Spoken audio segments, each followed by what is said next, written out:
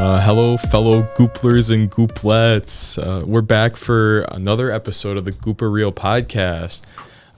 So today, instead of it just being Mason Griffith and me, Michael Matag, we actually have a special guest today, Jaksyn Graham, who he loves this movie and he's really excited to be part of this episode. And so, we're excited to have him here with us. So, yeah. He's the only one worthy enough to be on this episode that we know. Yeah. So even more worthy than us, I would say. Yeah, for sure. Am I allowed to speak now? Yeah, you speak now or forever hold your peace. Okay, yeah. Nolan films. Y'all have been on a bit of a Nolan film kick a little bit recently. You had Inception just a couple episodes ago.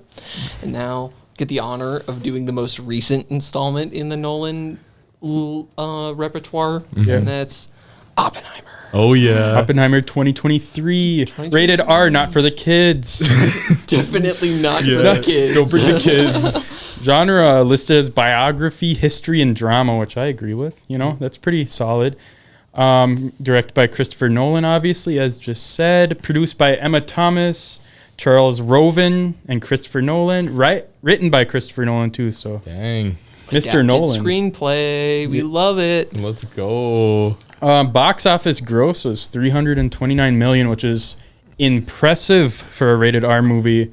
And I think Barbie helped out with that. I'm not going to lie. The Barbenheimer double feature was real. Yeah. I was part of that. I was too. Let's go. We can talk about that in a minute, though. Let's keep going through. Runtime, 3 hours on the dot. Dang. Can I talk about that for a second real quick? Go for it. So the runtime is 3 hours, right? Like it's a long movie, but also this is a monumental thing in film because the IMAX film for this movie was 11 miles long. It's insane. Yeah. And the average person, it would take about 3 hours, 3.5 hours to run 11 miles. And so, that's about a half marathon. And so people could run the length of the film in about the same time it takes to watch the film, which is kind of insane. That's a lot of film. See, like we said, number one on our list to talk about this movie. Yeah. No one else in Minnesota knows about that. Yeah. I know a thing or two.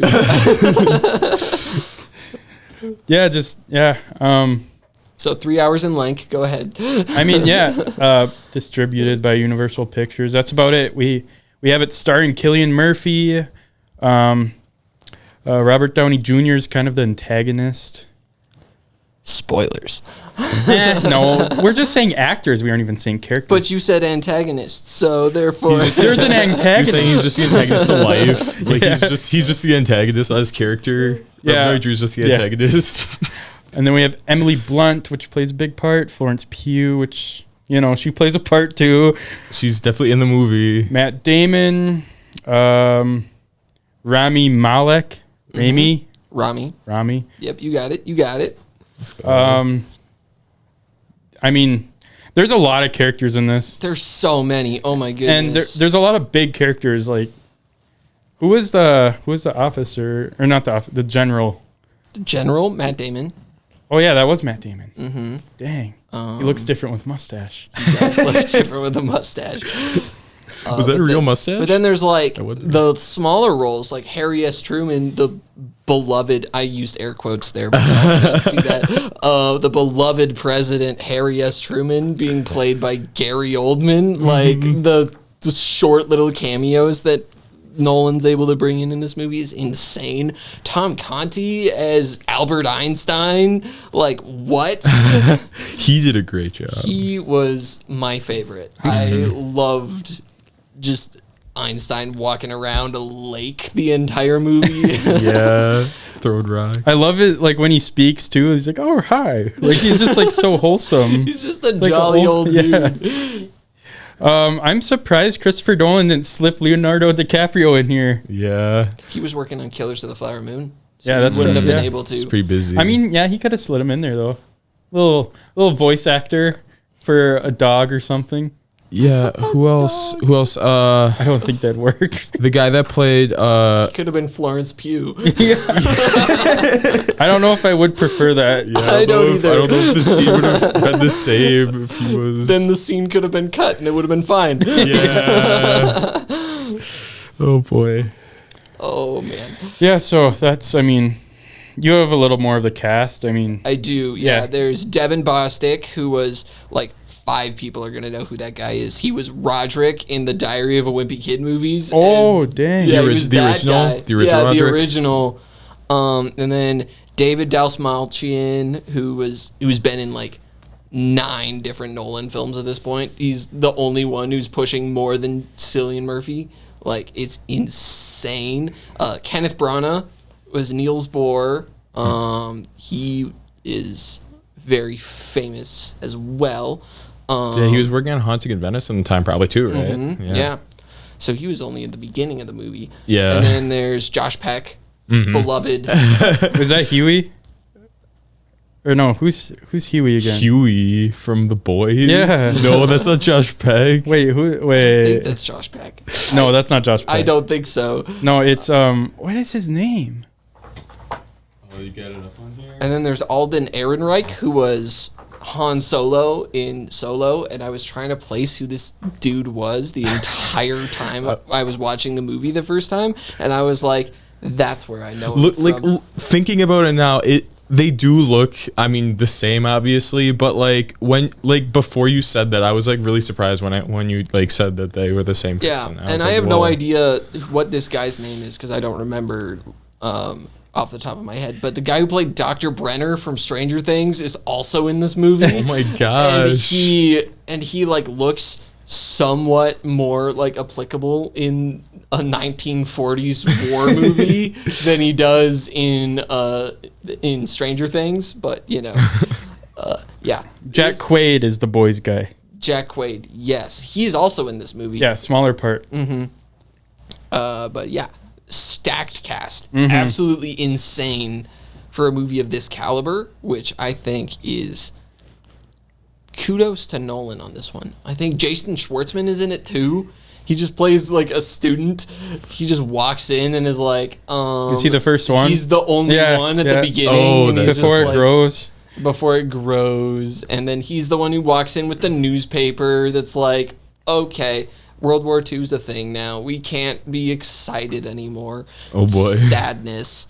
But, you know, This is is what it is. Yeah, this As is you do. the when the war highest or the starts. best received movie we've done, critics and audience wise.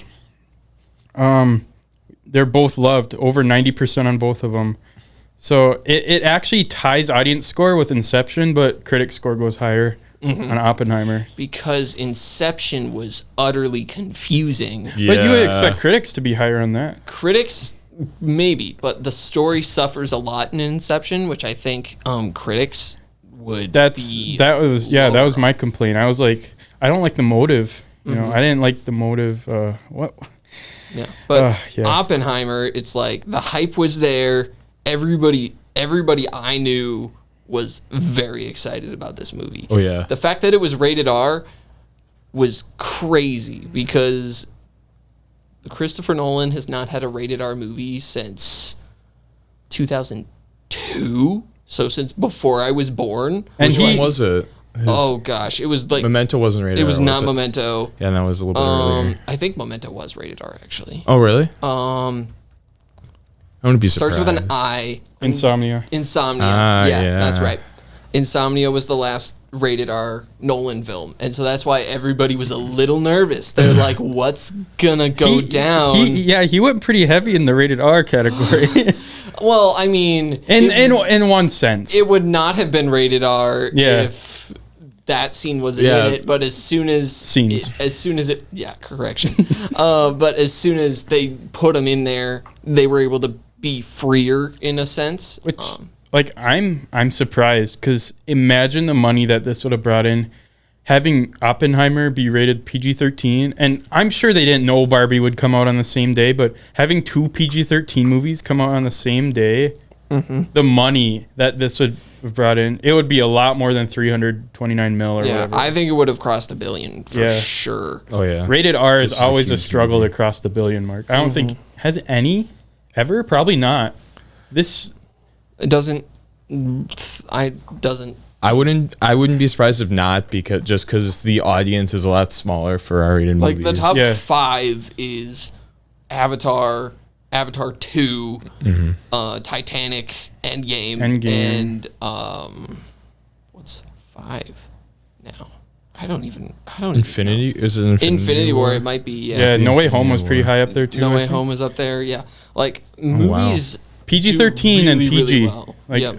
literally, yeah. It's just PG-13 is really safe, and Nolan didn't want to go safe with this one. Well, the thing is, like, that was the thing with other movies of recent. Like, I think Black Widow was going to be rated R at one point. That would have flopped even more. Multiverse of Madness was going to be rated R at one point. Okay, like that might a lot turn of out. Marvel movies, like Venom, was going to be rated R. Venom can.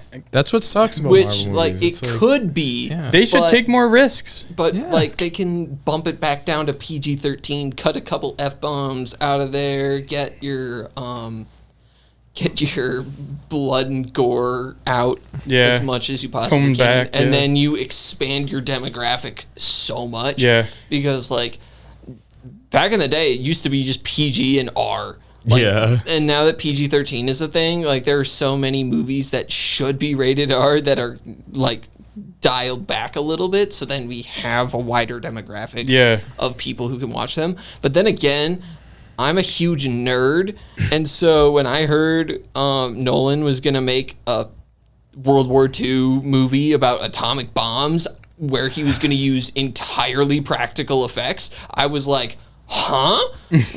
I need to see this. And Yeah. so like when did it come out? It was mid-July, right? I think wasn't it July 23rd Release or something date, like that? Because July 21st. July July 21st. 21st. Okay, it's I 20 had something. July 21st on my Barbenheimer. calendar for months. Dang. Okay, so we talked a little bit about how Barbie would have helped this movie a little bit. Did you guys participate in Barbenheimer at all? I didn't go to either on the day. Okay. I didn't go to Oppenheimer at all. I actually only went to Barbie. This is a story I could go into. I work at a day program, and we have a bunch of high school staff, and it's me and another guy, and then just a bunch of girls. And me and the girls schemed to tell this guy that we're gonna go to Oppenheimer on this day. But no, we bought tickets to Barbie, and he refused to believe we took him to Barbie until the Warner Brothers logo came up pink. And he's like, no way you brought me to Barbie. He didn't walk out. Dang. But He watched the movie. Yeah, he watched the movie. He hated. He was shaking his head the whole way through. He was like so excited that he was like, no. Yeah, Not and that Barbie's it's a bad funny. movie. It's just funny. I had to tell him that the signs were wrong today. They have the signs messed up because how it says Oppenheimer and Barbie. And he believed you. Yeah, he believed me, and his friends were going to Oppenheimer too. So he's like, oh yeah, I'm going to that too. And then Oh has to sit through gosh. Barbie. Yeah, that's funny. Barbie wasn't horrible. I went and participated in the Barbenheimer shenanigans, if you will. I heard a lot about it going in. I was like, I want to do my own thing. So everybody went to Oppenheimer first and then went to Barbie after.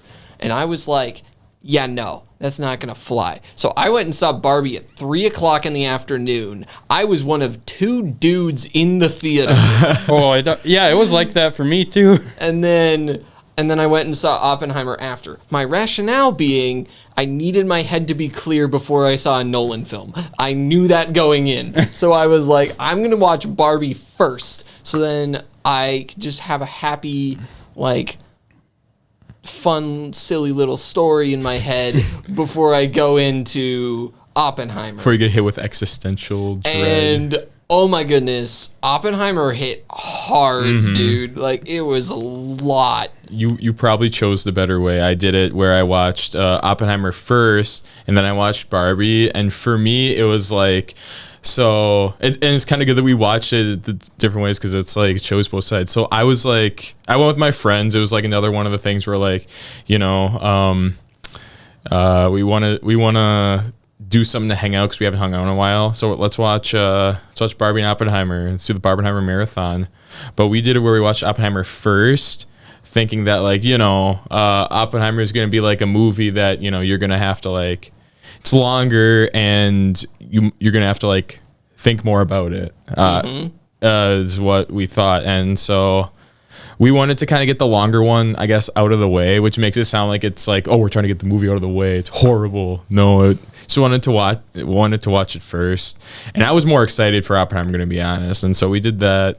But then through watching Barbie, I started feeling really tired because we watched the really long one first. So might have not been the best idea, but hey, it was still a great experience for sure. Yeah, I loved that first watch of Oppenheimer because I had no idea what to expect going into it.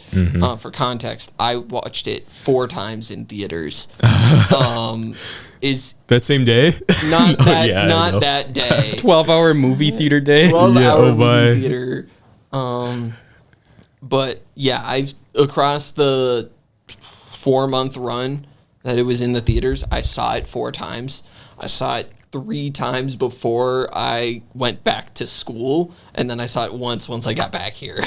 So, it was a lot. It got shorter every time, though. It felt shorter every time. That's the thing about it. Yeah. It doesn't feel long. It doesn't feel like 3 hours. The first time it did. And then every other time I was like, oh my gosh, they have like 20 minutes left and they still have so much to cover. Like, how did they do that? Yeah. But yeah, anyway, should we talk about the movie? Yeah, let's talk about the movie. Let's jump in. Yeah, for sure. Hop right in. So, I mean, right off the bat, I guess, do you have anything you want to say right away, Okay, can we just go through chronologically? So, like, first part, it's broken up into 2 parts, right? There's fusion and fission. Yeah. Right? There were the 2 acts, if you will. A lot of which, I think the first 2 acts were fusion, and the third act, the finale, if you will, was fission. But those are like nuclear quantum physics things that I don't pretend to understand. Goes right over my head, that's for sure. But like the thing with how the story is laid out, fusion is the process of bombarding a nucleus with hydrogen atoms to make it like unstable, and then it explodes. Yeah. That's nuclear fusion, right? So the first part of the film is all the trials and all the hardships that go into making this thing. They call it the weapon in the film because I can't say we're building a bomb. No, isn't it the? I thought it was something different. Gadget? The gadget. Yeah. Because they didn't even want to call it a weapon, I don't think. Yeah. They just refer to it as something completely different than what it is because they don't want to think about what it actually is. They're like, oh, we're building a bomb, and we're like, no. It's like stop. Like, yeah, I moved to New Mexico to build a bomb. That doesn't sound very good. That doesn't sound great. Yeah, no. But then like fission is the process of ripping apart atoms. Correct. So fission is breaking apart and nuclear fusion is merging. Yep. So like fission is the second part, and that's where literally everything that we've come to know is ripped apart by the end result of the film, which I think was super good on Nolan's part. I normally hate chapter titles in movies. Like, it's not my favorite thing. I've started noticing like more and more, like as it's becoming a trend where it's like it's a black screen or something and then words pop out and it's like, this is this part of the movie, and I'm like, I don't like that. You don't have to tell me, but Let's this figure it out. worked because there was meaning behind it. Mm-hmm. And that was very helpful. Like, and it wasn't, and it was very subtle too. It was like there was a press junket in a hallway, and there were camera flashes all over the place, and then just in the bottom left-hand corner, it just was like part 1, fission, or part 1, fusion. And I was like, whoa, that's kind of cool. And I noticed it the first time, and I was like, I don't know what that means yet. But I don't think you're supposed to. You're not supposed to. I didn't even notice when fusion was like, that's the thing. It was so like small. It was like you can barely even notice it. Like you see it obviously, especially if it's on a big screen, but if you're not really looking for it, you could totally miss it. And it doesn't necessarily take away from the film either. The very first Gooper reel, we dealt with a film that did titles, and this definitely did it a lot better. The killer did it in a way we're changing locations, so we're gonna do a chapter 1, chapter 2, chapter 3, which it worked for me. I don't mind it, but it's definitely not well done. Where this is well done. It in Oppenheimer, it definitely didn't disrupt the flow at all. In a movie like The Killer, which is still a very well made movie. To me, it kind of interrupted the flow that it would like, it felt kind of like a staircase in my opinion. Like, it's like, okay, now this is the next step, which isn't a bad thing, but it did affect the flow, which see that whatever way you want, but like, you know, Oppenheimer did very well. And I like that. Yeah. And then like fusion, the first part of the film, right? It starts off with background. And I love that because I'm a history guy, and so I know a lot of things about a lot of things. And so it starts out with him learning at like when he's in school, and you get to see his like school life, and he's like, oh my gosh, I am this guy who wants to learn so much.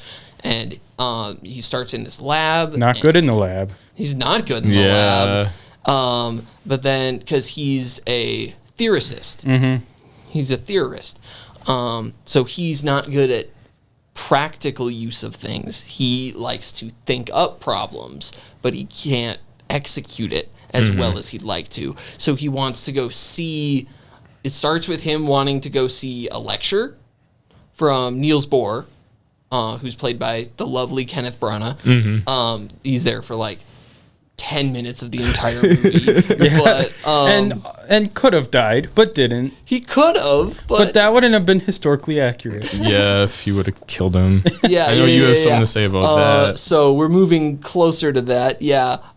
So, and then so he is told to stay back and clean the lab because he's not very good at experimental physics, right? And then, so what he decides to do is he decides to take cyanide and inject it in his professor's apple. And then he sets it down on the desk, and it's the most beautiful shot I think I've seen in a movie in a really, really long time. It's just a still of the apple, and there's just a little drop of condensation that rolls down the side of it, and like it's the depth of field is insanely close, so like you only see like the apple, everything else is like blurred. And literally I took notes for this because I need to know what I can say when I need to, and I literally wrote down twice, bro, that apple shot though, like that's insane. Like, as a media arts person, like getting to see a shot like that, I'm like, that is genius composition. Like we know what that apple is, and so we know that's going to be important later. And then of course Niels Bohr finishes his lecture and he's meeting with the professor, and he gets introduced to your boy J. Robert Oppenheimer, and he's holding the apple in his hand, and he's like, I cannot let my idol die of cyanide poisoning because I screwed this up. And we know it's in the apple. We saw it. This beautiful camera shot. We know this is important. Like, we know what's in this apple. And so before Kenneth Branagh takes a bite of this apple, he takes it and he chucks it in a wastebasket. Yeah. He's like, nope, don't eat that.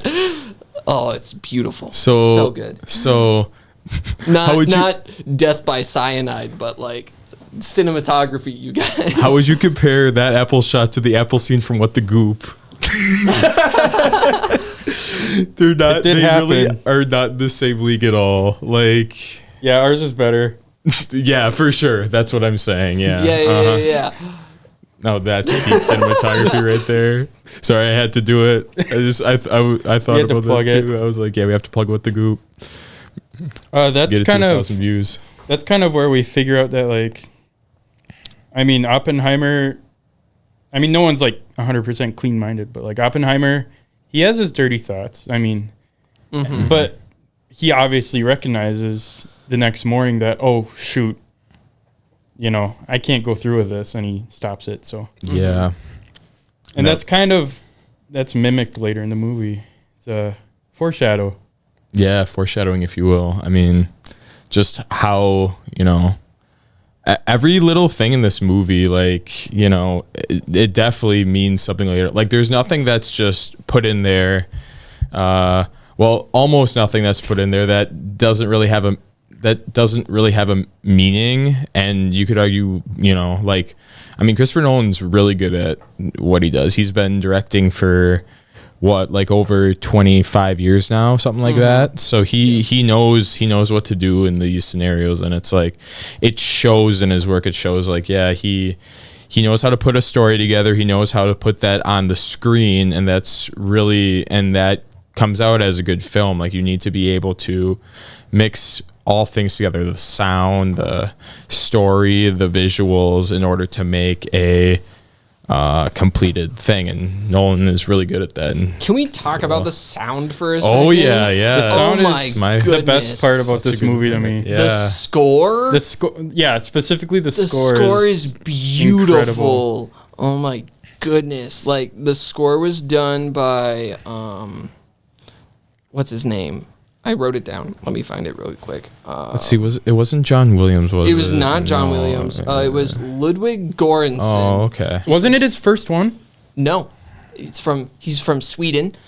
He worked on Black Panther, Tenet, Creed, those movies. But the ones everybody doesn't know that he does is he was the original score for Mandalorian and Book of Boba Fett and all that stuff. So Really? like, I knew this going in. I was like, oh my goodness, this is gonna be a really, really good score. And then I heard Can You Hear the Music for the first time, which is the like main Oppenheimer theme, and oh my goodness, dude, like, it hit. Like, I had chills every time I saw the movie when the horns come in. Oh my goodness! So it's like the score is like it builds, but like, and then it goes back down, then it builds again, then it goes. It's just so perfectly done. It, like, I don't know. The score was just incredible. I can't even say it in any other words. Like, it's perfect, and they used it so well too. Whereas, like, they didn't use it too much, but they used it just enough. It's awesome. When they used the score, it was used very well, and it really, like, it helped the movie breathe, which a movie like this needs, for sure. Helps you prepare for what's going to come up next. You know what else helped it breathe? The classic audio strip, like Project Trinity, the climax of the movie. There was a lot of the effects consultant for this was an ex-pyrotechnic. So he knows a lot about explosions. And so Nolan wanted to make this as real as he possibly could. Without setting off a bomb. A nuclear bomb. Correct. They did set off a bomb. Yeah. But not a nuclear bomb. Not a nuclear bomb. That's I should specify. No animals were harmed in the making of Oppenheimer. Yeah. But anyway, like, when Project Trinity happens, the speed of light is faster than the speed of sound. So you get to see this beautiful, destructive force just building up into the night sky in the middle of New Mexico. And then, boom, like a freight train, you get hit with the sound of the explosion. Like, and that's not just for the ultimate, like, the ultimate like test of the bomb or anything like that. They do it in like all the little micro tests too. Like you see it go, and then you hear it after. And Matt Damon has one of the funniest lines that has ever been uttered in Oppenheimer, and they explode one of the mini bombs, and he just goes, "Well, hope you all learned something." and then he just goes, "Yeah, I learned we need to be a lot further away." Oh, it was great. That was in theater too. It was like when Project Trinity happened, you know, like you were talking about, and the explosion sound happened after the actual, you know, visual of the explosion.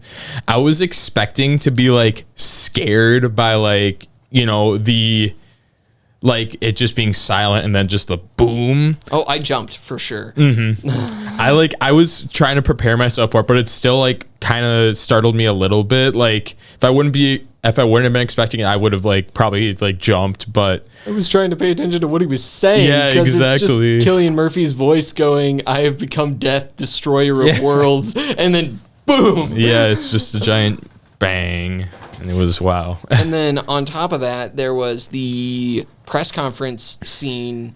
Well, the assembly meeting thing where all the city of Los Alamos gathered into the gym of their school and was like, and he was just standing at like a stand, and he was like, "Okay," and it was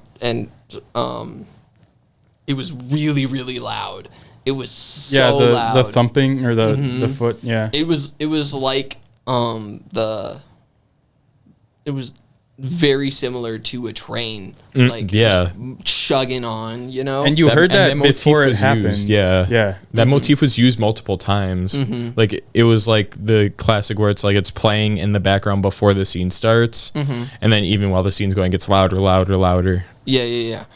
And really gives off the feelings of anxiety and stuff that he must be feeling in that moment. They did a lot with the thoughts that he had afterwards, because he has a lot of guilt that is built up. And in his little interaction with President Truman in the Oval Office, which is not the actual Oval Office, but like dang, it's pretty dang close. Yeah. They could have shot in there, right? Could have snuck probably not. I think that's a security risk. Yeah, but, probably. So they like recreated the Oval Office for this movie. But the little interaction between Oppenheimer and Harry S. Truman is just like, you should not be guilty. Do you think the people that we dropped this bomb on care about who built it? No, they care about who put it there, who dropped it on them. And, but that still doesn't help, because he's like, I killed all these people and I thought it wasn't gonna do that. And it's the only thing he really understands in his head, too, because he's the only one that really feels the gravity of it, because he was like the leader of it. Nobody else in America, you know, thinks that much of it, because they're just glad that the war was won. Nobody else in Japan's thinking of it, because they were just like Truman said, they're worried about who dropped it. They don't care about who built it. My favorite quote from this movie is when it's the night before Trinity, it's raining, and they're like, we have to test it now. And then they get word that Germany surrendered. The war is done in Germany. Yeah. The people they wanted to use this on are no longer a threat. Yeah. And so Cillian Murphy walks in, and there's like an intervention style meeting happening where every one of the members of the theory team is like, you guys, we can't do this. There's no reason for us to give it to the government, because we don't know we know what it's capable of, and we don't want it getting in the wrong hands. And Cillian Murphy says, we're theorists. Our theories scare us. And like that fill us with fear and things like that. Then the direct quote is, "They won't fear it until they understand it, and they won't understand it until we've used it." And that's what I think. Like, because did we have to drop the bomb? No, I don't think so. But I think it was beneficial. Did America want to flex a little bit? Probably. Yeah, But that's like, definitely a fair point. But like the thing is, we have probably been saved by a nuclear conflict because we know what it's capable of. We now know if we do this, there's no going back. Yep. And so that, I think, is still at the back of people's minds even today is, do we really want to risk destroying everything we have over a petty disagreement? Yeah. Right? And so I think like the core motivation behind why we dropped the bomb is in that quote. They won't fear it until they understand it, and they won't understand it until we've used it. Yeah. Which I think was just so powerful. It says a lot. It does. It feels, it makes America just like look super selfish. Like, I mean, I'm sure the people who used it were not like completely, like did not have a complete understanding of what the outcome would be, especially because they used two. It wasn't just one.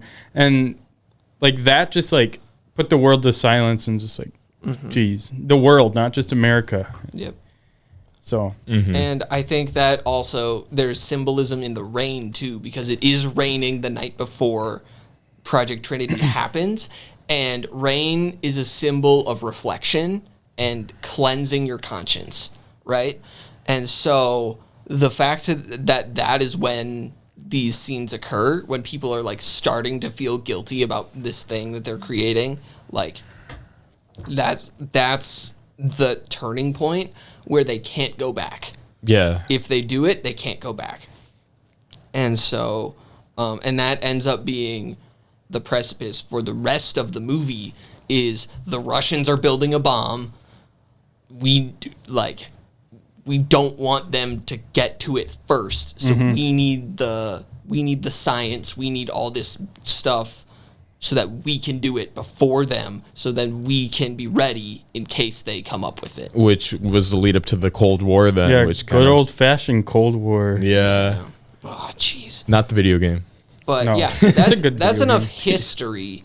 Let's talk about the movie. What did you guys like about the movie? What do we like about? Well, there was a lot to like for sure. I know we talked about the sound, but for me, honestly, that was a really big part of it. Like the motif of the banging, I guess the banging feet, whatever it was, that like doom, doom, doom thing. Like that was, especially in theaters, it shook the whole room, and it really was very successful in getting into like Oppenheimer's head and like helping feel the like anxiety that like Nolan was trying to show in those moments. And that was very well done. It was also good. It was also like coupled well with the effects, like how they were all practical. And I watched, like, after Oppenheimer came out, I was still like on the high of watching it. I was watching a video on like somebody on YouTube redoing the like effects,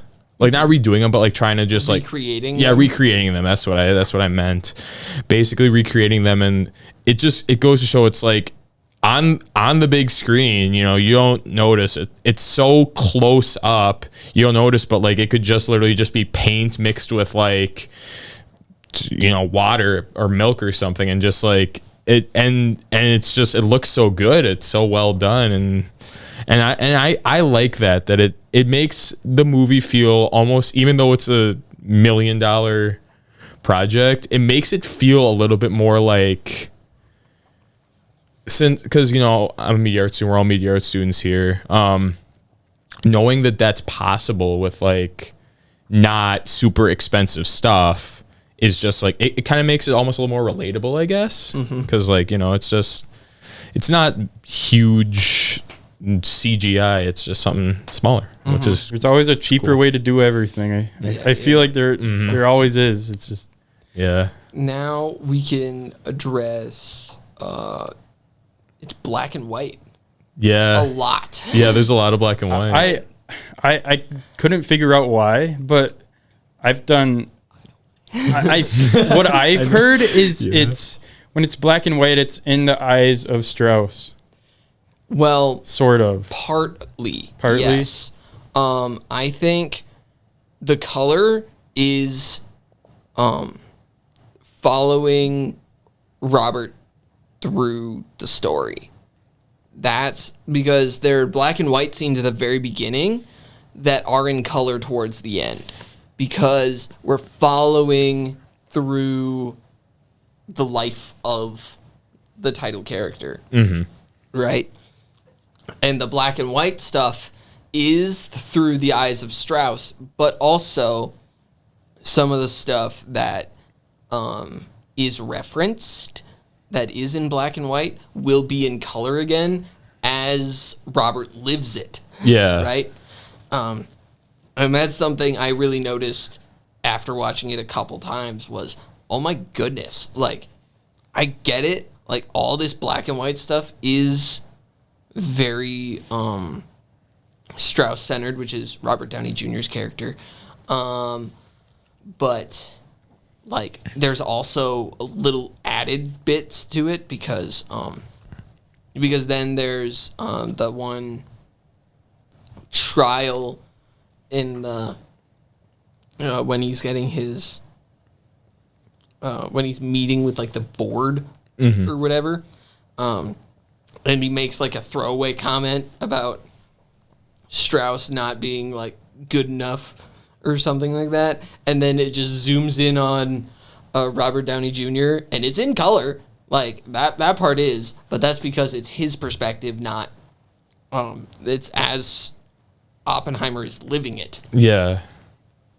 Which I think is super, super cool thing. Also, fun fact, first ever movie to shoot in black and white on an IMAX camera. Dang. Yeah, Wait, really? they invented the camera for this movie. That's cool. That's always an awesome thing. I was like, oh, the editor has to be good because they're making black and white. They aren't making the black and white decisions. They were shooting in black and white. Yeah, they were shooting in black and white. That part wasn't, well, maybe it was color graded, but like, I mean, like, 100% it wasn't color graded to be black and white. Stuff. Yeah, that's the thing with black and white film is you need to nail the shadows even more. Got to nail the shadows. That's an important part. And I think that was a key part of Strauss's character, was lurking in the shadows. Yeah, and I also... He thinks he's more important than he really is in the grand scheme of things. Strauss... Which is funny. I've watched a few YouTube videos that people, like, trying to understand why this black and white stuff is, like, in the movie, and Strauss thinks very black and white.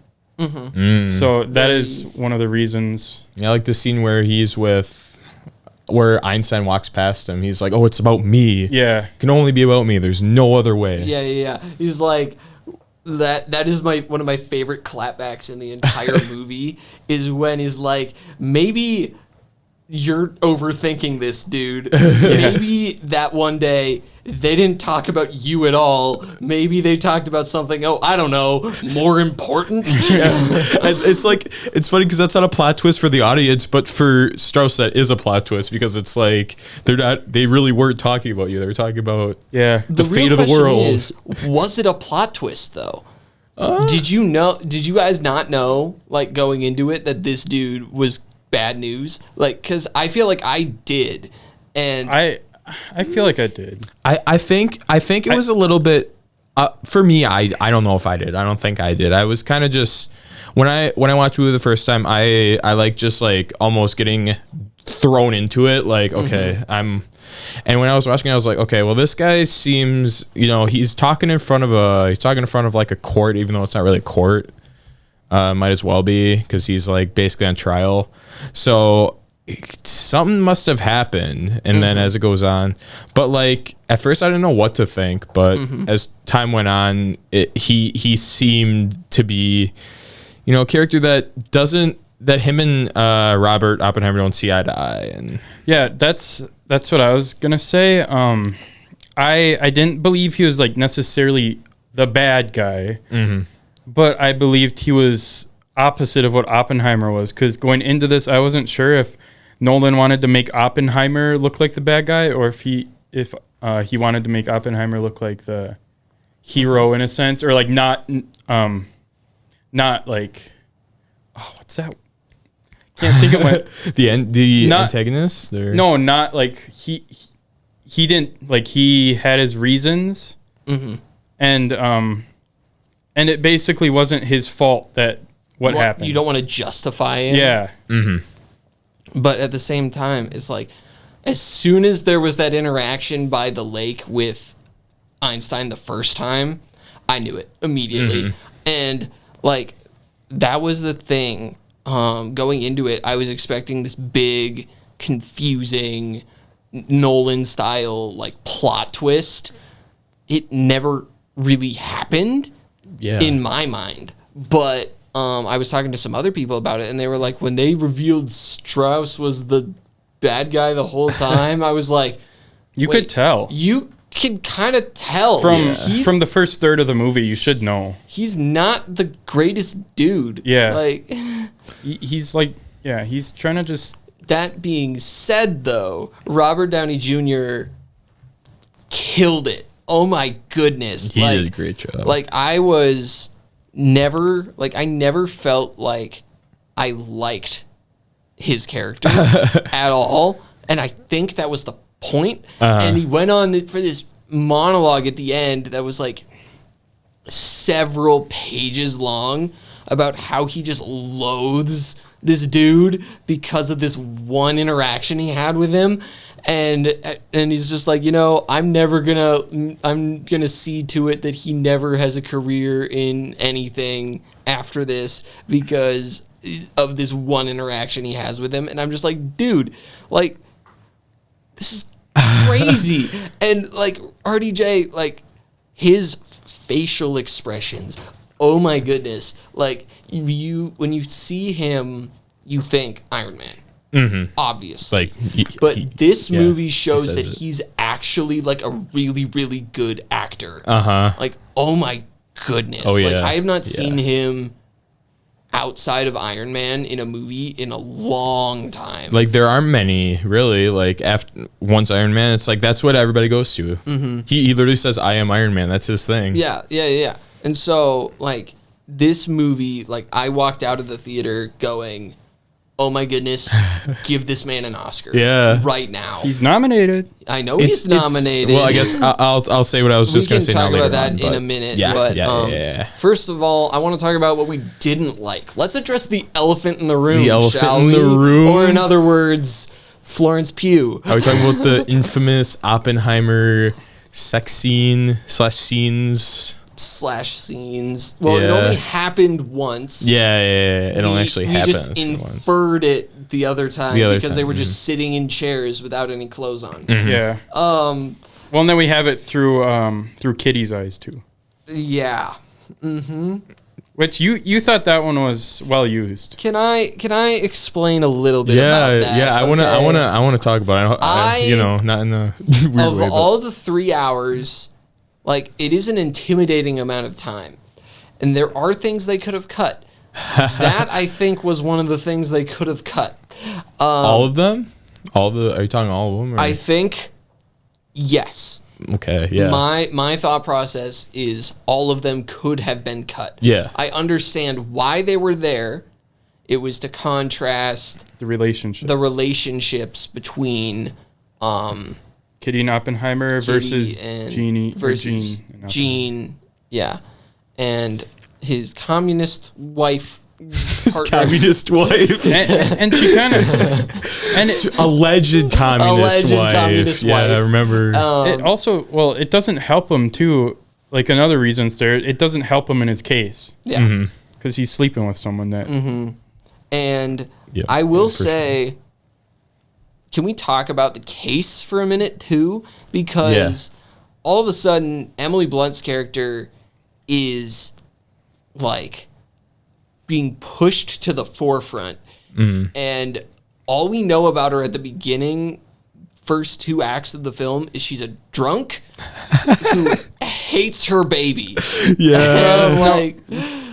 Like at the same time, it's like, and then she shows up at the end and she's defending herself. She's defending Robert. She's like confident. And I'm like, could we have not had all of the other X-rated stuff and have more Kitty character development? Yeah, like where was this side of her the entire movie?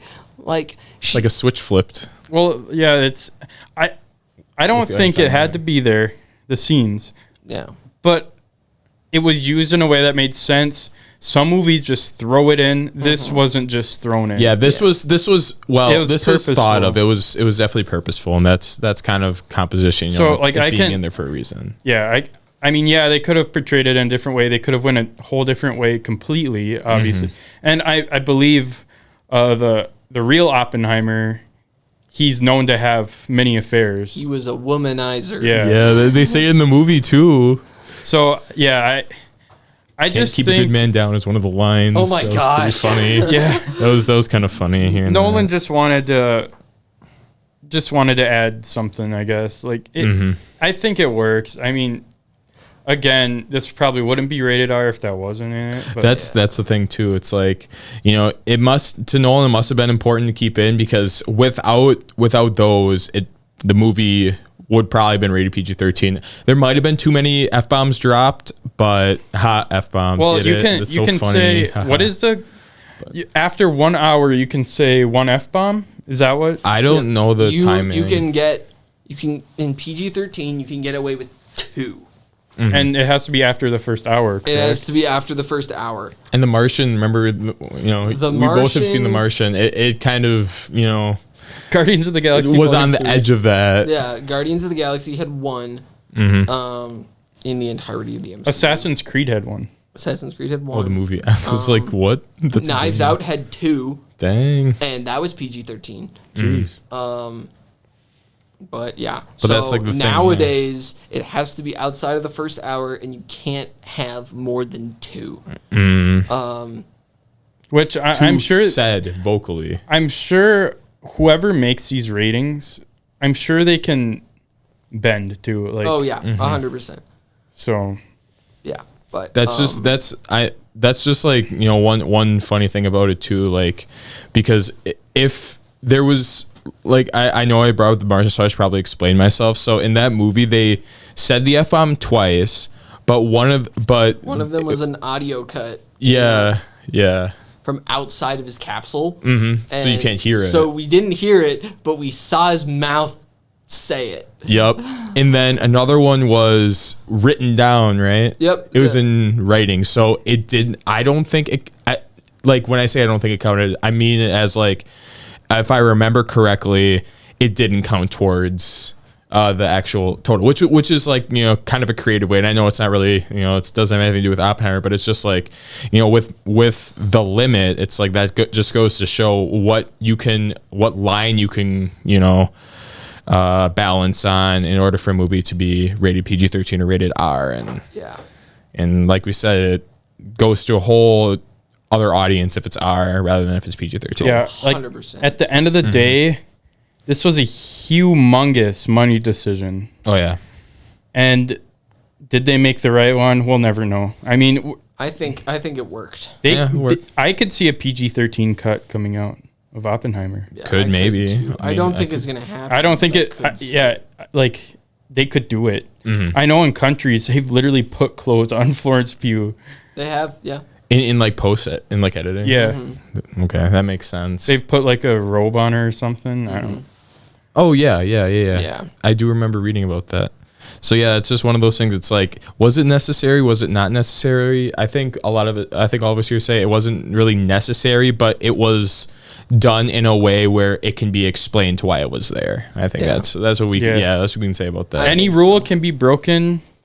Or bent. Yeah, or bent if there is a good purpose. Yep. Yep. Can we talk about all the Academy Awards that this got nominated we for? sure can. Oh my goodness. Quite a few of them, aren't there? There's 13. Yeah. Oh He got my. nominated for 13, which is the 12th most all time. Wow. There are only 12 movies that have 13 or more. There are 3 that had 14. Those three were All About Eve, La La Land, and Titanic, all smash hits of the day. But then, like, the movies that also had 13 were Fellowship of the Ring, Gone with the Wind, most recently The Shape of Water from 2018, I want to say. Right. But that one, I remember, that one was nominated for, like, every category, and I was like, oh, that's cool, there it is. Forrest Gump got nominated for 13. Oh, wow. And Mary Poppins in Chicago both got nominated for 13. Is there any recent? The most recent is The Shape of Water. Yeah. And then La La Land had 14. Like 2018. And that was 2015, I think. Yeah, La La Land, yeah. And then La La Land got snubbed from Best Picture, but we don't have to talk about that right now. Yeah. I mean, 2020, movies just, took a halt. Because COVID. Yeah, because COVID. One week I was asking you a question, decades of movies, something like that. And I was trying to find a 2021 that was good and recognizable. I could not find one. All the good movies. 2020? Yeah. There's some obviously, but there's not a lot. And 2019 and 2021 have a lot, but 2020. It was like the Judas and the Black Messiah year, where everybody was like, oh my goodness, film's gonna be done, production's gonna be pushed back so far. Mm-hmm. And then 2022 was King Richard and the Will Smith incident. But I don't want to talk about that either, because I have very strong opinions about the Oscars, none of which are good. Do you want to hear the top 5 2020 movies? Yeah, let's go. Okay. Sure. Number 5, My People, My Homeland. Have you heard of that? Sounds like a foreign film, honestly. That was number 4, actually. Sorry, top 4. I don't want to click 65 more rows. No, it's okay. 65 more rows. So number 3, Bad Boys for Life. I did hear about that one. That one I am familiar with. Number 2, Demon Slayer, Kimetsu no Yaiba. That's a movie? I thought that was an anime. I also thought that was an anime. Number 1, The 800. Oh, The 800. Okay. That makes sense. That's number 1 though. That was it was very early 2020. Okay. Like I said, I mean, it's just not a good year for movies, I don't think. Yeah, because COVID destroyed everything. Yeah. Mm-hmm. 2021 was fine. 2022 is really good. 2023 has been even better. Years. That was last year with Top Gun and Avatar. Superhero movies are also banging. Everything Everywhere All at Once won Best Picture. The Whale was really good. Banshees of Inisherin. I just watched that one recently. That one's really good too. Dang. You should watch that one. Next Gooper episode? No, not next one. But. No. But yeah, with the Oscars coming up, we should probably talk about what it all was nominated for. So, do you want me to go from? How do you want me to go? I have all of them. You can just rattle. Do you want me to go least exciting to most exciting? I have a rebuttal for something I said earlier. I said Oppenheimer. The score was written by a first-time composer. I was incorrect. It was the Poor Things score. Okay. First-time composer and Oscar nominated for Best Score. I wanted. Cool. Okay. I was thinking of Poor Things. I thought you told you it wasn't true. I did my research. Okay. But yeah, no, you could just. I watched Mandalorian and I saw the credits and stuff, and I'm because I'm a nerd. And you're like, it's that guy. It's the same person. It's that guy. Let's save Best for last. Best for last, so Best Picture. Yeah. Okay, so I will go basically in order of the Oscars ceremony, which is. Should we do our own Oscar picks? We can later. Yeah. Okay. So the 13 categories that Oppenheimer was nominated for, and I do have names for some of them.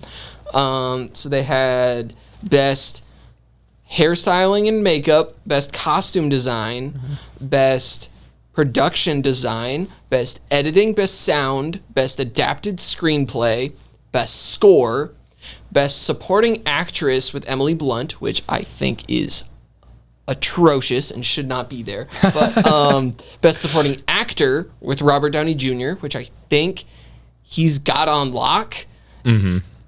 But Ryan Gosling exists. That's so true. I don't know. As soon as I walked out of the theater, I was like, he has to win this. Like, there's no way around it. Yeah, you remember Ryan Gosling's supporting, because Barbie's the main character. I mean, and Also got snubbed. But yeah, and then Best Director, Christopher Nolan. Best Actor, Cillian Murphy. Did I say Best Editing and Best Sound already? Yeah, you did. Yep. Okay. And then Best Picture. Dang. So Best Editing with Jennifer Lame, who worked with Nolan on Tenet, worked on Hereditary back in the day of 2018. yeah. I just watched that recently. Yeah. Dang. But, yeah, I think the ones they got on lock for sure, Best Score, Best Actor, Best Supporting Actor. Yeah, I was going to Fingers say. crossed. Yeah. I don't think they got the hair and costume. I don't think so either. Yeah, Poor Things, like just from trailers, it looks like Poor Things. I don't think they have Best Adapted Screenplay either. I think that would go to Killers of the Flower Moon, maybe.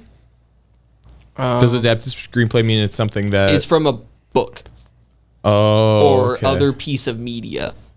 For instance, Jojo Rabbit won Best Adapted Screenplay because it was based off a book that was so given that's to Taika Waititi. That's opposite of different original from Best screenplay. Original Screenplay, which is they make up their own story and all that stuff. So it was nominated for adapted screenplay? Oppenheimer was? Adapted screenplay. Yep. It Adapted was based from- on a book called Oh, okay. It was based on a book called American Prometheus, which Prometheus was the character from mythology that stole fire for the sake of man and basically destroyed humanity. So it says at the beginning of the movie too. That's Yeah. just that quote. Because that's where all of the inspiration came from. Was this book Christopher Nolan found called American Prometheus, which was about J. Robert Oppenheimer. I just meant he found like the bargain bin at Goodwill. He's like, oh hey. Probably not. Yeah, I know. He probably but- like it's. I'm sure it's a good book. I'm sure it's. But it'd just be kind of funny if he's like, huh. This has let's make a movie about probably this. been at the back of his mind for years. Do we see this winning Best Picture? I don't know. I wouldn't I be want it surprised. to. I think it should. I want it to so bad. I think- but I don't think it's diverse enough to win Best Picture. Because we could do a whole nother podcast episode about the controversy behind Best Picture in the past couple of years. Brief overview. 2008, Dark Knight got snubbed. And so that was when they expanded from 5 nominees to 10. So that's why there's 10. Dark Knight did not end up getting nominated for it ever. Dang. And it's a travesty. Yeah. Is it as big as a travesty as Better Call Saul getting nominated 63 times and not winning? Not for Oscars, obviously. Is that Golden Globes? That's for the Emmys and Golden Globes together. For the Oscar Juniors. Yeah. Basically. Yeah, but and then in the last couple years there was the La La Land fiasco where they called La La Land, they brought everybody up on stage, they handed out awards, and then they said, actually no, we lied. Moonlight won Best Picture, and so they had to give all the awards back, and they had to walk off the stage as the production team from the other movie decided to go up and be like, hey, yeah, we got it, woo. That would just feel like a slap in the face. It was. Yeah. But I don't have to talk about that right now. But then there was 2019 with Parasite, international film, first ever foreign film to win Best Picture. Awesome. And then was what? Everything Everywhere All at Once. Everything Everywhere All at Once 2022. last year. Yeah. Coda 2021. Coda is one of the ones that I was like, I think it needs to be, because Coda is about a girl who wants to be a musician, but her family's deaf. So I've never even heard of Who it. directed that? I don't remember. I can look real But quick. I did watch it. It was very good. Yeah. It deserved Best Picture. But like at the same time, like now I think the Academy is all for looks. They want publicity. They want things to be bringing people in to watch it. Because last year, statistically, was the lowest viewed Oscar ceremony in a long time. In a really, really long time. And that's including 2020 when they were in a hotel ballroom. I mean, I watched that one, and that was not. I think that one had to be postponed to like May or something. And the Oscars is always in March, March 10th, right before my birthday. right before my birthday. What? No way. It's crazy. You're twins. No, I Nah, don't think we no. are. Really? Wait, 100%. Oh, never mind. Not. What? I'm on all of the Best Picture awards, Yeah. and for some reason it shows Gandhi twice. But What year? both 1982. I was confused. I thought it won was 2 not years in a born row. yet. Yeah. I'm just like looking, just like, you know. Yeah, but like I think nowadays they want something out there for Best Picture. They they want a good movie, but they want it to be diverse enough to where it's like we're not giving it to the white man every time. Yeah, do you think Killers of the Flower Moon has a better chance? No. No. Killers of the Flower Moon. Both saw it. Killers of the Flower Moon. Michael and I saw this together. It was not the greatest movie. Yeah. Leonardo DiCaprio, who's pushing 50 at this point, Yeah. played a 26-year-old man, and his accent was not great. Yeah, no. Past lives? I think the only one who has a shot is Past Lives. Or maybe Dude, if Barbie wins, Barbie's not gonna win. I might just like drop out of college, live in a box. And make a live in a movie. box down by the river. Yeah, make a movie better than Barbie. In a box. in a box. What'll it be called? Box. Yeah. The movie? Dang. What about Poor Things? I haven't watched Poor that. Things is up there too, I think. Because that has a female lead. Yep. so that could- what's her name? Emma Stone. Yeah. Yeah, I think It could be Past Lives though that wins it because Past there's been a Lives- trend of Asian movies winning. and that's why I think like as much as I would love Oppenheimer to win it, I don't think it's going to. I hope it. I feel like it's got to win at least. It's gonna win. It's gonna win stuff. score. It's gonna win stuff. It's gonna win score. It's I gonna think win. Zone of sound. Interest also has a chance at winning. But that's I heard also about. Maestro is just not gonna win. I honestly thought Maestro was in last year's Oscar ceremony, but it was not. So, yeah, but I haven't seen actually. I haven't seen anything except Oppenheimer and Barbie. yeah, but Zone of Interest is about Auschwitz, which is a concentration camp for those who don't know. Yeah. The 5 people who understood that, raise your hands. Thank you. I mean, yeah, that I definitely need to see that movie because I love The Boy in the Striped Pajamas. That one, I think, is the only one that rivals this one for best sound. Okay. I think, in my humble audio man opinion, But score, Oppenheimer wins, right? it's got to. It has to. I don't know, man. They had Dua Lipa sing in Barbie Yeah, they and did. Billie Eilish. I don't know, man. They had Olivia Rodrigo singing "Ballad of Songbirds." Yeah, we all got it. That Wasn't there like a rap Barbie song too? Who was that? oh no! Don't remind me about that. I don't Okay, remember can we who that just talk was. about how cool it would have been to live in a time where we could have had an Oscars ceremony with both Peaches and I'm Just Ken, but we didn't because Peaches wasn't even shortlisted as one of the best song That's nominations. crazy. Like, say what you want about the Mario Brothers movie, but like, I mean, Nacho that Libre didn't get song- best original sound or song either. Yeah. I ate some bugs. I ate some grass. I used my hand to wipe my tears. Yeah. Tears doesn't rhyme I mean, with that's definitely a grass. song. No, it's the best song. Just like it's the best movie. Yeah. But honestly, I think Cillian Murphy's got best actor hands down. Oh yeah. RDJ fighting for supporting actor. I could see Gosling winning that, though. I think he's got it if Ryan Gosling doesn't show up. See, cinema's so weird where it's like all these different genres you can't compare. But then there was like last year when Kiwi Kwan won Best Supporting Actor for Everything Everywhere All at Once, and we were like, "Yeah, let's go, baby!" And that was so nice when Harrison Ford got to present Best Picture to him at the end. Oh, that's so cool. And then they got pictures and everything because Kiwi Kwan was in the third Indiana Jones movie. Oh really? And so like he's known Harrison Ford forever.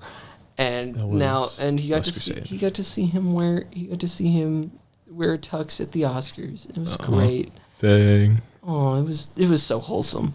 I love Kiwi Kwan. He was crying during his speech and I was like, "No." And then Jamie Lee Curtis won Best Supporting Actress too for Everything Everywhere All at Once, which was great. Yeah. Because she deserved it. Has she been nominated for much? No, it was her first Oscar ever. Jeez. I think she's been nominated for Halloween a couple times, but What Halloween? one of them, I don't know. The first one? That's like the only Probably. one she... I mean, yeah.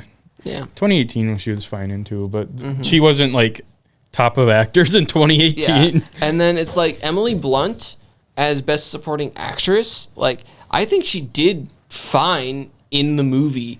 I just don't think her character was fleshed out enough for her to deserve an Oscar nomination for this. I Yeah, agree. like she wasn't like a humongous part in this movie. Like from supporting actors that win Oscars, you want them to have a bigger impact than what Emily Blunt had. And like especially like on the story, because like I was saying earlier, like her character like had a stark shift, like really, really quick.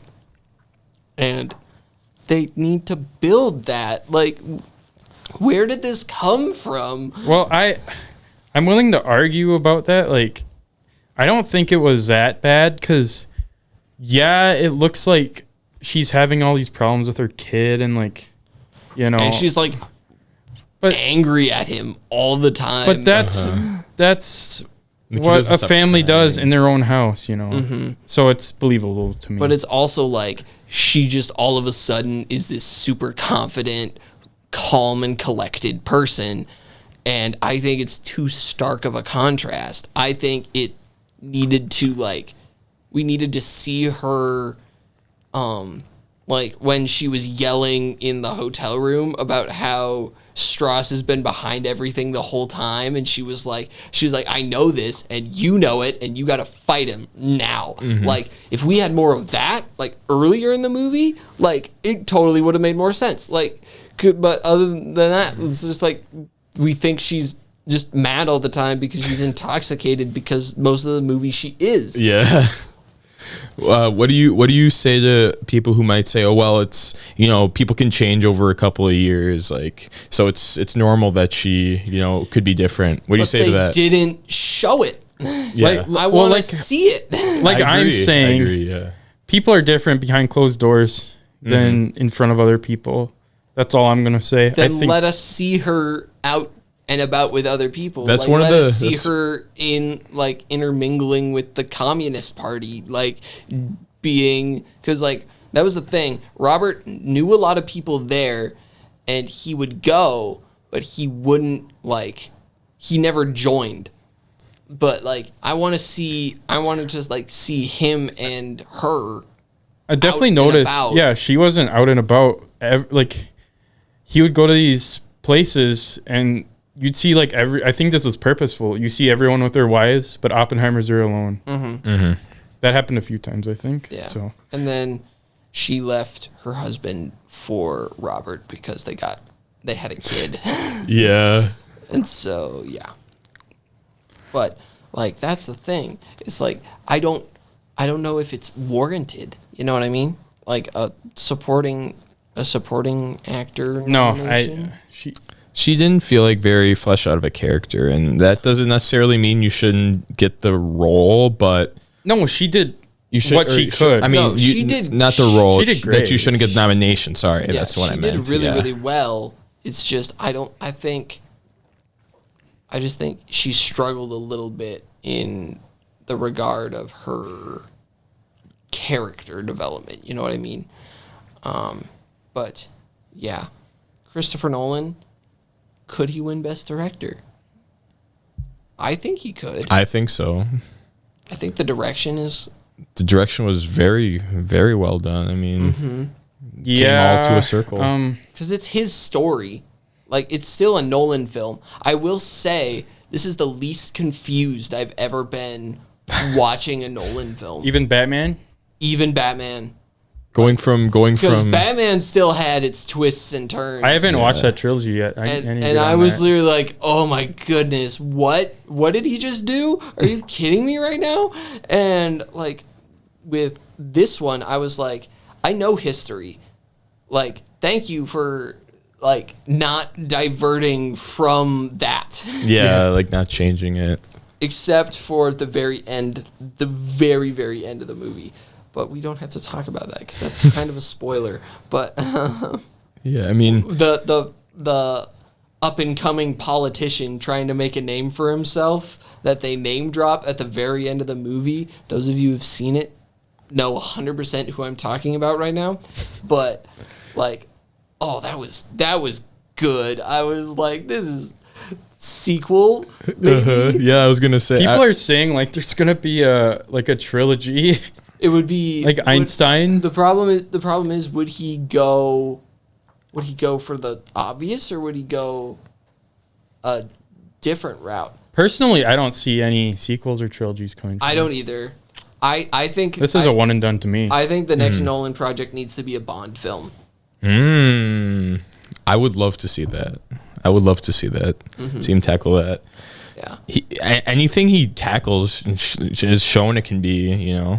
You've seen Batman, you've seen his... He should do the Community movie. Community movie. I think that's not really his style. Yeah. Pretty contrast to what he is. Yeah. Comedy is really a big thing in his movies. Not that he can't be funny, but... Well... That's the thing, it when a movie's is kind of though. when a movie's not funny That's and true. it cracks some jokes, it gets you hard. Because like when a comedy cracks jokes constantly, you're like, eh. But then like when Oppenheimer has these like 3 or 4 really funny lines, they hit hard. Yeah. This is a super, super heavy movie to just ingest. You know what I mean? Like, it was... I don't know how you guys felt about it, seeing it fewer times than I have. I have more experience. I definitely haven't picked up on everything yet, if that's what you're asking. Like I walked out of the theater the first time at like 10:30 at night, and I was moved. I was like, Oh yeah. oh my goodness, what? The first time after I watched it, I was just kind of like it kind of hit me like, wow, like, yeah, what, you know, it's a serious thing. He built something that still affects us to this day, even though it's obviously not the same person. Literally, but the end montage. it was pretty. So he had just finished hard. talking to Albert Einstein, and we actually hear what the conversation he had with him was about.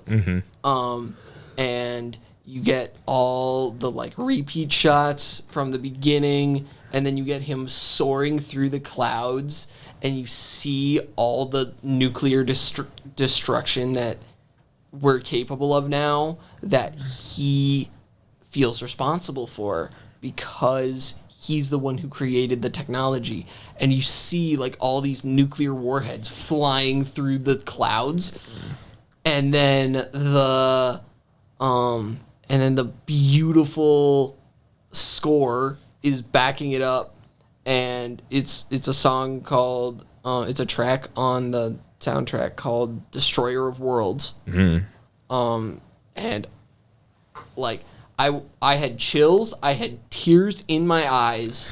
I don't cry at movies. I don't. Like, this is insane. Like, this movie made me feel things. Yeah. And it should not have. Like, I was getting frustrated for Oppenheimer. Like, the whole movie. That's the goal. That's a great thing to have, a movie do when it actually gets you to feel something. Mm-hmm. Yeah. I think I've only cried at a few movies. I didn't cry at this movie, but I didn't, but I was really, really close. yeah. You had tears like They were like welling up, and I was like, "Oh my gosh, what?" Sometimes it doesn't. Like, sometimes you could be caught at just a random point that's for some reason just resonates with you. It can be a movie that isn't even that great objectively, but it could just be something that like sticks out to you that maybe you don't necessarily recognize it, but like there's something about it that just connects with you. Yeah. You might not even understand why. Like, one that stands out to me is Sound of Freedom.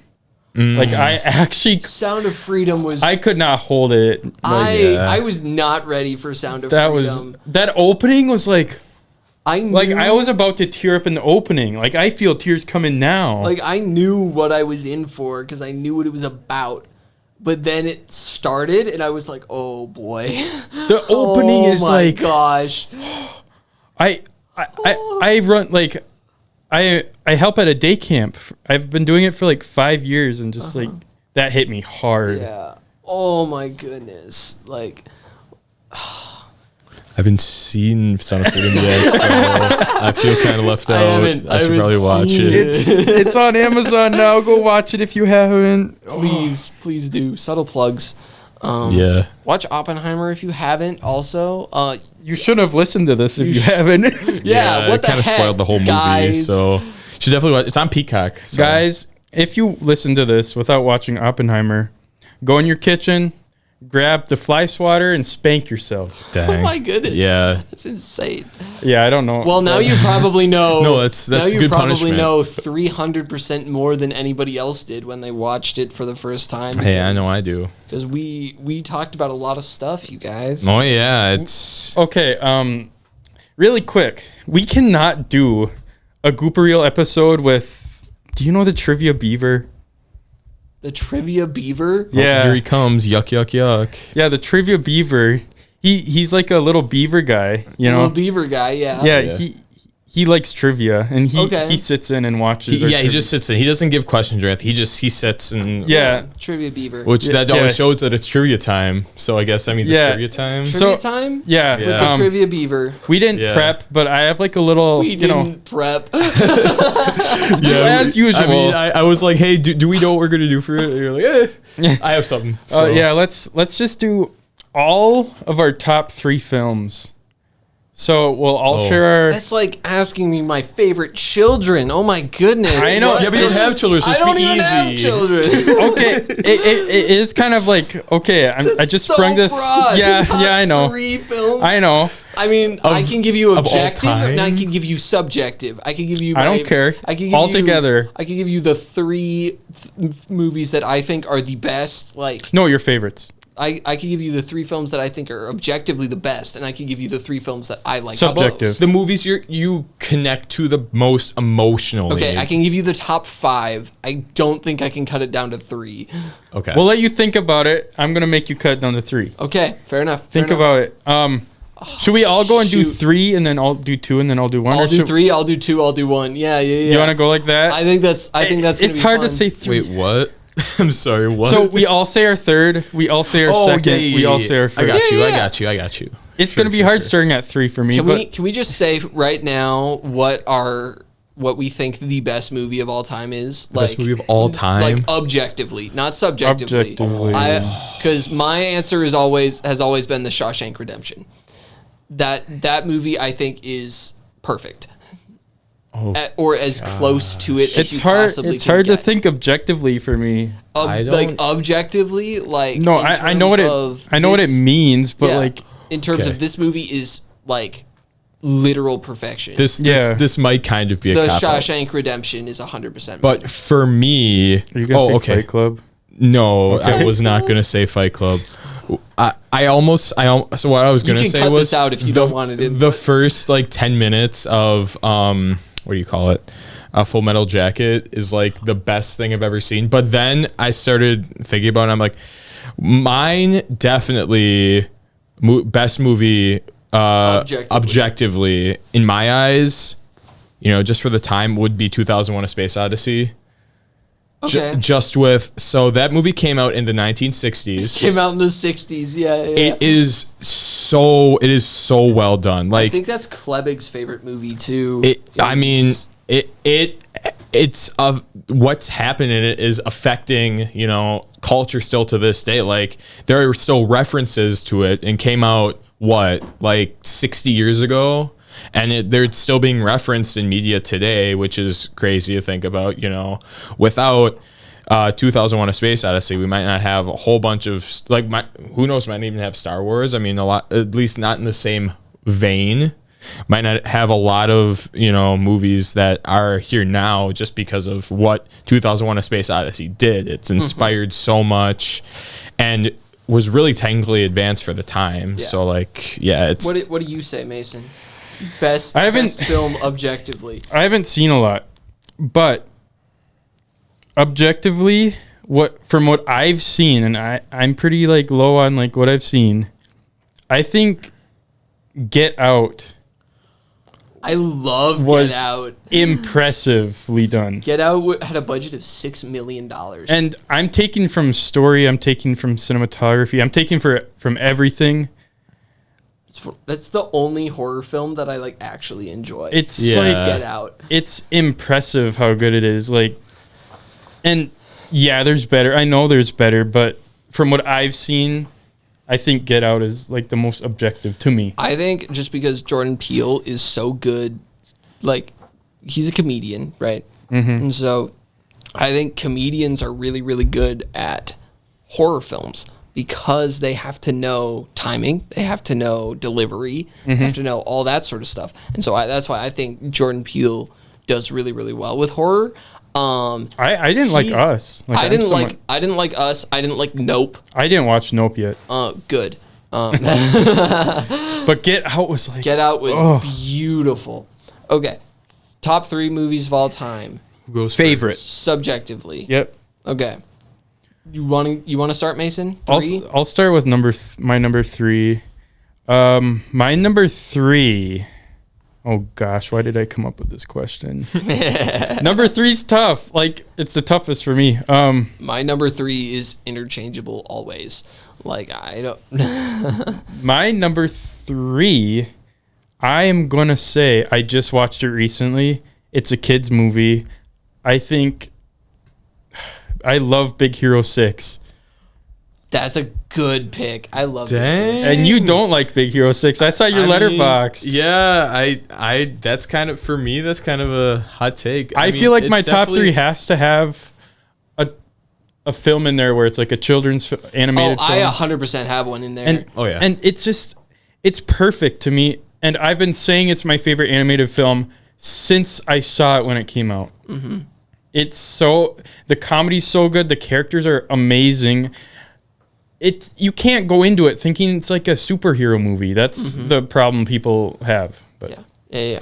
that's mine. I'll go next Okay. because Michael's figuring some stuff out over there. Yeah, I know what I'm going to say. I'm just... My number impatient. 3 of all time, right? This has since changed since the last time I talked about my top 5 favorite movies, or top 3 favorite movies, I should say, because my 3 is like always evolving. Like, I don't know which one. Yeah, I that's like what's the tough. most. I want to mention everything. I want to mention all the cool. I want to mention all the cool movies that I know, right? Because I've seen so many. My number 3 is probably of my favorite movies. Like, this is like my number 3 is like my rainy day movie, and that has always been. I love How to Train Your Dragon. Arguably one of the best trilogies in cinema history. Definitely How best to Train Your DreamWorks trilogy, Dragon. yeah. Yeah, That's my number 3. The music, that movie, it's The first one. The first one specifically. The music in Big Hero 6, Immortals. Immortals by Fallout. Yeah. oh man, yeah, that's true. Oh, Oh, the montage. I saw it yesterday or 2 days ago. Dang. The fight montage. You know what? No, like when they're building. Like the training montage. Yeah, Or like where they're building everyone's costumes, trying out their the train. Oh, Dang. gives me chills. It's your turn, Michael. Number 3. I know. Number 3. It's, I'm looking at some of my, highest rated movies and what I'm seeing as like my favorite. I would say for number 3, it's really hard. It's really hard. It is so hard. It was so hard. I was literally like, I am stalling right now. I'm like, what do I want to say? Figure it out. I think I'm honestly gonna go with Raiders of the Lost Ark. 1981, Okay. So the thing about Raiders of the Lost Ark for me, the first time I watched it and really watched it, as like a semi intelligent movie watcher, I was with my family and I was like, okay, well, it's Indiana Jones. It's gonna be a good movie. But actually watching it, you really you don't understand before going into it how really well done it is in terms of editing, pacing, music. It's all put together so well. And I mean, the thing about Raiders of the Lost Ark in itself is a lot of things I really like about movies is I really like movies that have made technological advances that actually actively changed how movies are made now and maybe helped evolve the science of movie making. Yeah.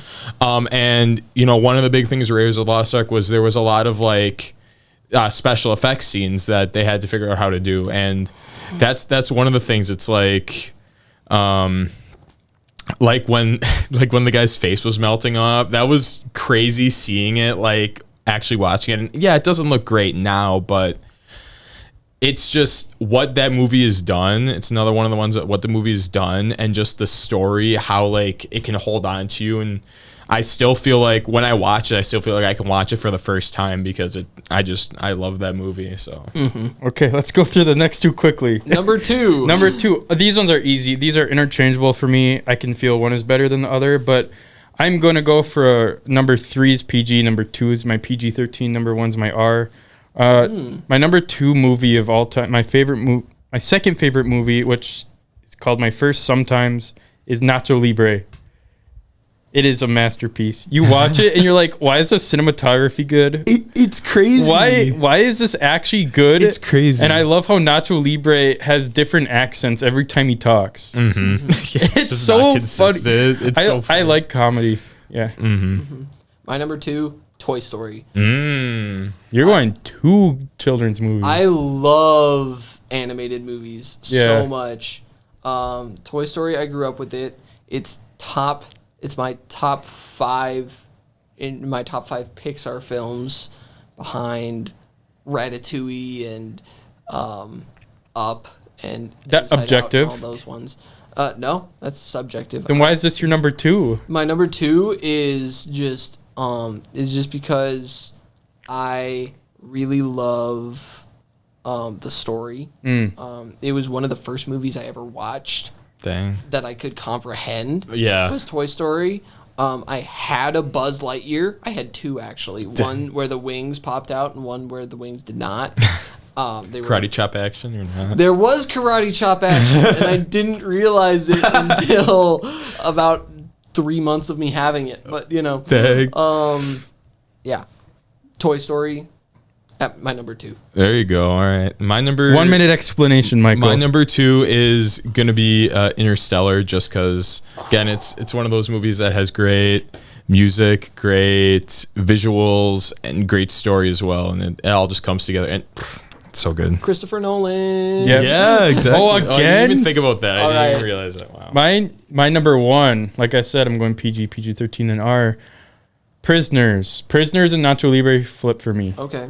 I love Prisoners. I like dark, gritty stories that make you feel icky. Hence why I like Sound of Freedom so much. But it's a great movie. My favorite movie of all time is The Prestige. Christopher Nolan as well. Dang. He's living rent free in our heads, isn't he? Hugh Jackman, Christian Bale, Yep. Scarlett Johansson, it was Michael Caine. Oh my goodness. It's a movie about magic, and it's literally an allegory for how movies of today's day and age are relying on plot twists to increase the popularity of film. And it's beautiful. I love it so much. If you haven't watched it, go watch it. It's insane. I mean, hey, goodness. I wouldn't have watched a movie if you wouldn't have recommended it to me. But, so yeah, it's a movie from 2005 about magicians, two rival magicians. Oh my goodness, it's beautiful. It was right after Batman Begins, so Christian Bale was up and coming. It's 1 and 2 change almost always. It depends on which one I'm watching. I love Toy Story. I love The Prestige. Not favored by critics. I just looked at it. Yeah, no. It's weird.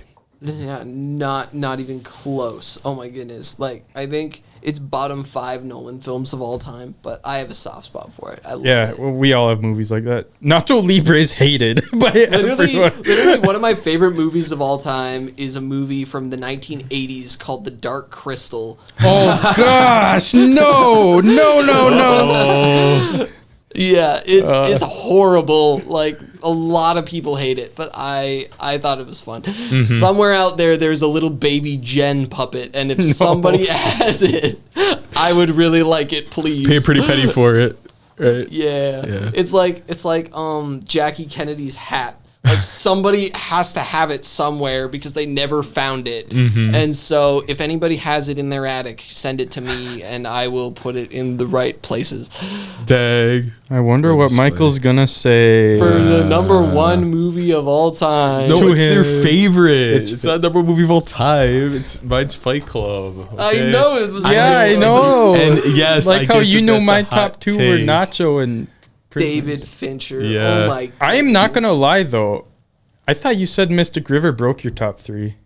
Did I? You did. You were lying. Okay. You sat on it a bit. See, it is in my top 5. It's very hard for me, at least, to really it kind of is in my head. It's kind of everywhere for where movies ranked. It's so hard to. It's more of It's more of so on a hard. Why did you make string. me do this? I don't know. So it's just Trivia Beaver what did. I'm What feeling the heck? right now. See, Fight Club, for some reason, I just have some sort of connection to it. The more I watch it, I just love the tone and feel of it. Now Mystic River, it being kind of, I just have seen it, and it's a really good movie. It honestly might take over my spot of favorite. As of now, though, it's still Fight Club. Okay. Have you seen Mystic River? I have not seen Mystic River. Leaving Netflix soon, so Okay. Better gotta tune get into on the that. Gooper Real podcast next episode. it is a great movie. It kind of. Well, I guess it kind previous of is episode. Yeah. Well, yeah. this one. This one will come out the Sunday The Friday before the Oscars. And so we, at this current moment, do not know who has won anything. Yeah, We we're don't- in the It's dark. driving me insane. we also are uploading 2 episodes before the filming of this one. So we're Yup. uploading Mystic River. You guys would have already, the listeners would have already heard this by now. If We they, can cut this all out. It's fine. yeah. We are doing Alias Grace and Mystic River in 2 days. We're recording those in 2 days. Goodness. We got it. Yeah. It's insane. We got it. All for the Gooper Reel. Yeah. All for the Gooper Reel. Oh, Both amazing pieces of cinema, shows, whatever. Wow, you're really ripping on Chris Nolan right now. yeah. You know what? Oppenheimer's Somebody's pretty good, got their but- priorities. Okay. Yeah. Oh, yeah. We always just rank it on a percentage scale, like Rotten Percentage Tomatoes. scale? Yeah, Oppenheimer. Like Rotten Tomatoes. Oppenheimer, 94%. I'm gonna go. I love it. I'm gonna go with. I don't know why. I guess I'm just gonna go with 92. It just popped in my head. Wow. I don't know Wow. it just 89. popped in my head.